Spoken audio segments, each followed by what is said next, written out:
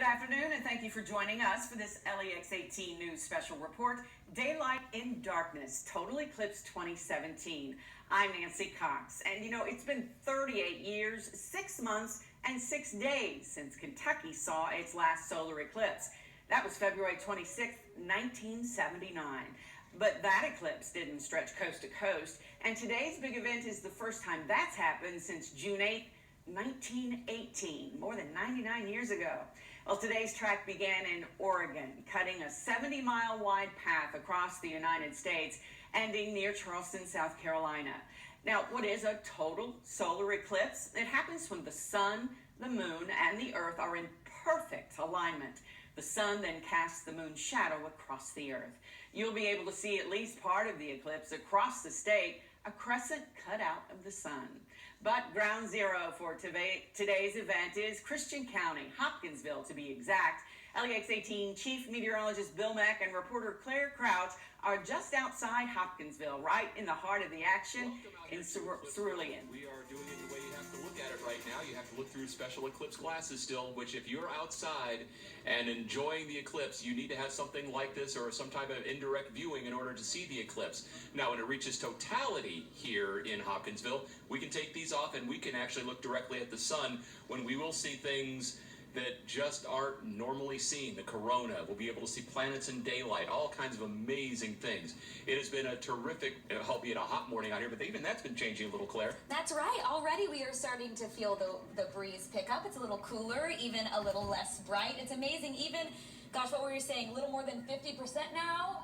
More than, yeah. More than, yeah. And you're already feeling all those changes that we've been talking about and hearing about over the past few weeks. It's almost like right now, and you may be seeing it in Lexington as well, it's just not as crisp as it normally is. I mean, that's kind of the best way to describe it. It's less bright. And again, in Lexington, it will be less bright throughout the day and all throughout central Kentucky. Even Monticello, Jamestown, where we have 99% coverage, it's still going to be less bright. It will not be totality. It is expected that temperatures could drop anywhere from 5 to 15 degrees. We won't see that quite sharp of a drop-off here in Lexington, but it is going to start to get cooler, and the wind may also pick up as we begin to see changes in the atmosphere going on. Of course, it's going to be certainly a sight to see over the next couple of minutes or so, Nancy. It really will. Thank you, Jill. Well, we've done several stories in the past about Murray State University alumna and former NASA director Sue Darnell Ellis. She began at the age of 18 on a path that led her to the NASA Teacher Space Program in 1985.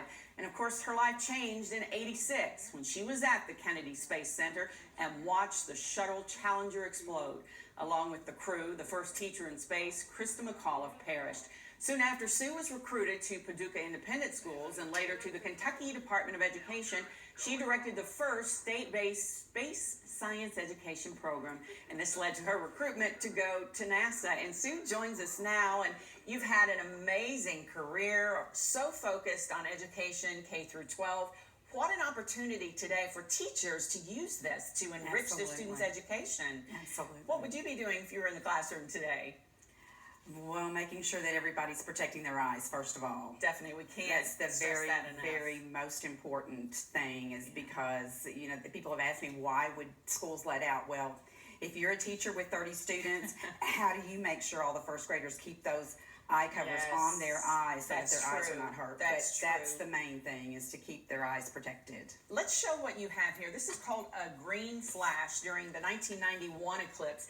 And this happens as the sun is coming back out. Is that the case? And it's just a split you're second. asking me something I didn't Okay, ask Dr. okay. John Guyton. But regardless, this is just a flash. This is during the totality, eclipse. and he said it was the only time that he's known that it's ever been caught and photographed. And I said, Wow. so how many photographs did you make? And he said, you don't want to know. So I'm sure that it's tens of thousands. The shutter is clicking every single second of totality, which is 2 minutes and 24 seconds or whatever. So, and that's just this one was in glimpse. Mexico Yeah. in 1991. That shows you what beautiful images. Yes, yes. So we're going to talk more, but right now it's almost time. I'm ready. Yeah, the moon is ready. I'm sweeping. excited to be here since I can't be in Hopkinsville. I know, but Bill Meck and Claire Crouch are, so let's go back to them as we get ready for totality in Western Kentucky. The totality for Hopkinsville is coming up now in about 3 minutes or so. What we are experiencing now, which is better than 90%, probably about 95%, it's a little thin crescent of a sun is all we have left out here at this point, is what Lexington is going to end up experiencing. Like this. The darkness is encroaching quickly, is the best way to describe it at this point, as the moon now is really eating away at the sun in a hurry. And again, maybe this is about the point where Lexington would be, because again, we're down to just a little sliver. For you folks that are in Monticello, in Russell County, even up to Danville, you get 97 and 99% coverage. It's still not a total eclipse, but it will be something that's spectacular. Again, the changes out here are palatable, and you listen. And it's almost a hush that has come in here. In terms of the totality, we are still about 2 minutes away